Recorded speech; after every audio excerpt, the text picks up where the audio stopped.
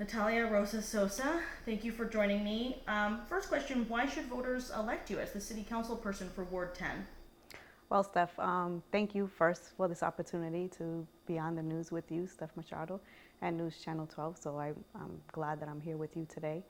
And basically, what I can tell you is for the last 30 years, I've been in some type of civic organization, or I've done some civic work.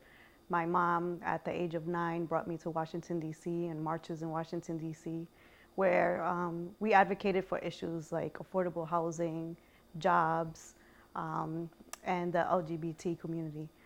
So I grew up in that environment. And so it was very natural for me to always have a job where it served the community.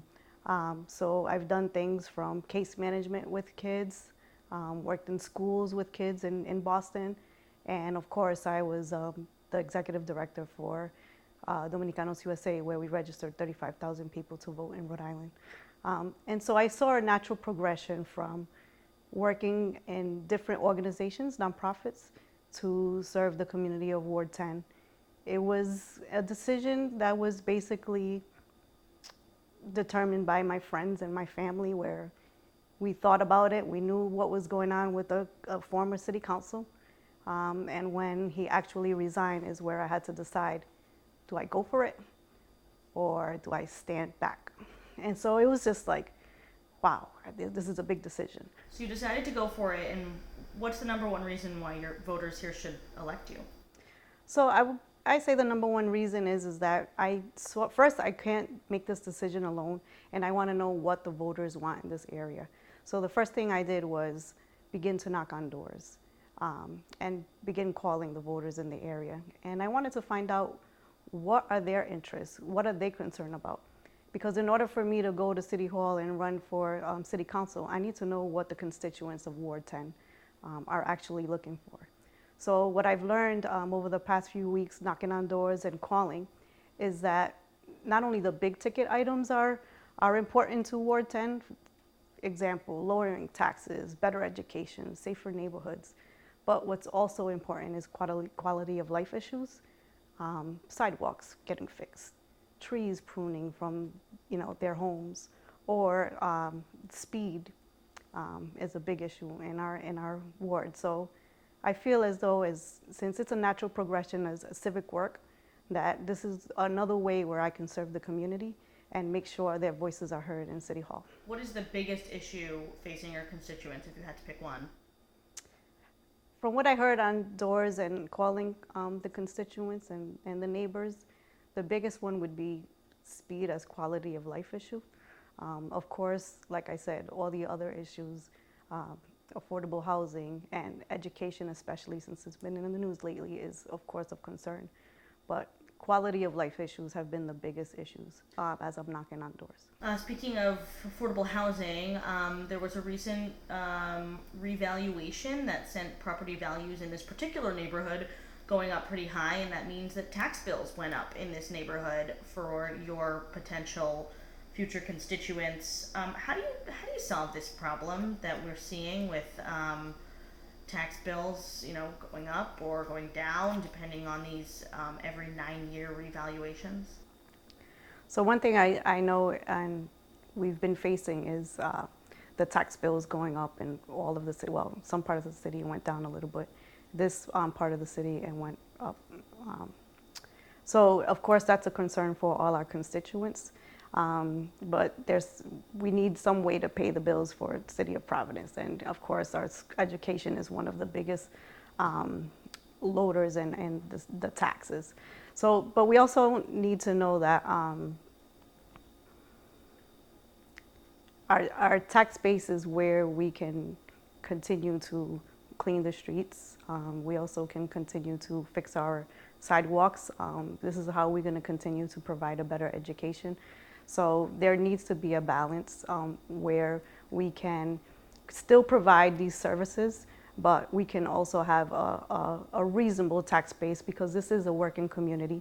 We have families in this community, and even a little bit of an increase can be detrimental to our families. So there needs to be a way where we need to work with the constituents and of course City Hall where we could find a balance that we can attain all measures. So that would be having the great education and the clean streets, and of course not having those high taxes for our constituents. The city has a long-term fiscal problem. There's $1 billion unfunded pension liability. Mayor Lorza had proposed to sell the water supply. That did not get off the ground. That plan has been scrapped. What would your proposal be for the long-term fiscal health of the city? So what I do know about the pension, I understand that there is a $1 billion deficit. That's a huge deficit. And it's not a quick fix. There's going to have to be a long-term fix. And this is where we need all stakeholders to, really strap their boots and try to come up with a long-term plan in order to fix this unfunded liability. We know that the last 4 years, our budget has increased just to round off some numbers, $20 million a year. So if it's $20 million a year, why couldn't we spend some of that money into the unfunded, liability? So I believe it's not a quick fix. It's going to be a long-term plan, and this is somewhere where all stakeholders need to be responsible and work together in order to fill this gap. If you had a choice, which committee would you like to serve on in the city council? I believe the finance committee. How come? The finance committee, because you could see where all the dollars and cents are, and you can see how the budget is being allocated into different parts of the city. And I'm really interested in to see the numbers and how it's allocated and where we can, for example, move some money to that unfunded liability, pension liability. If there was one sort of bill that the General Assembly could pass that would benefit Providence, what's an example of some legislation you'd like to see?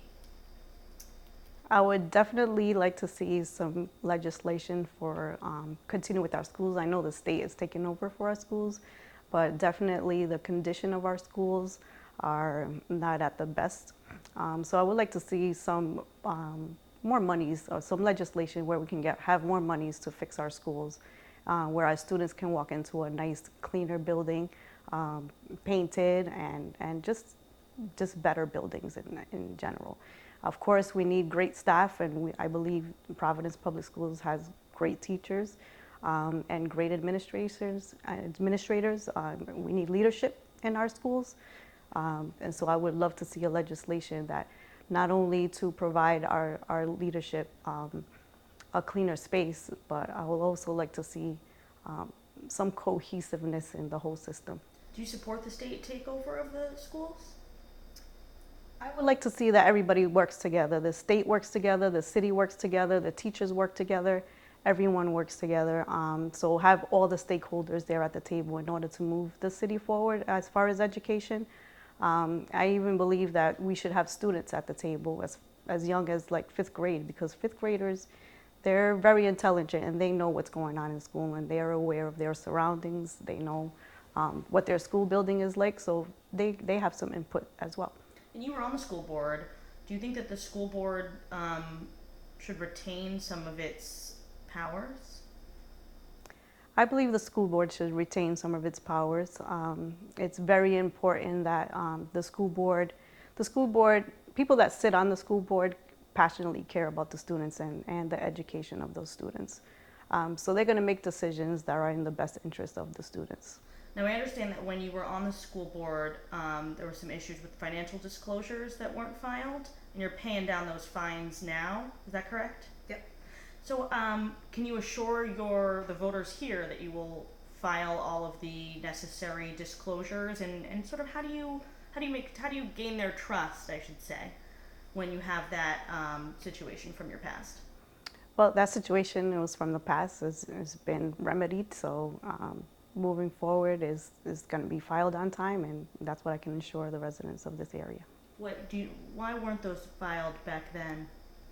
So back then there was health issues that I had and some other issues within the family, so I was more focused on getting myself better and making sure my family was better. This ward has elected the same person to this seat for 20 years. And the reason that we're sitting here today is because he pleaded to embezzling campaign funds. So do you think that the ward needs a reset, or how do you show the people in this ward that there is trustworthy representation out there for them, that they can trust government after they saw their councilman be convicted of a felony? That's where I believe is very important to reach the residents and the neighbors in this ward by knocking on doors and calling them and making sure their voices are heard, because I cannot go to City Hall and work for them if I do not know what they want and what they need from their representative.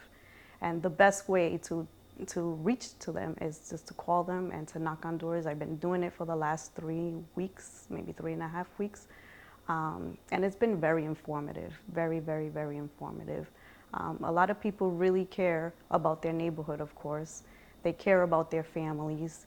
They care about the city of Providence. And I would like to see that I could bring their voices to City Hall and make sure that their concerns are met, Ward 10's concerns are met.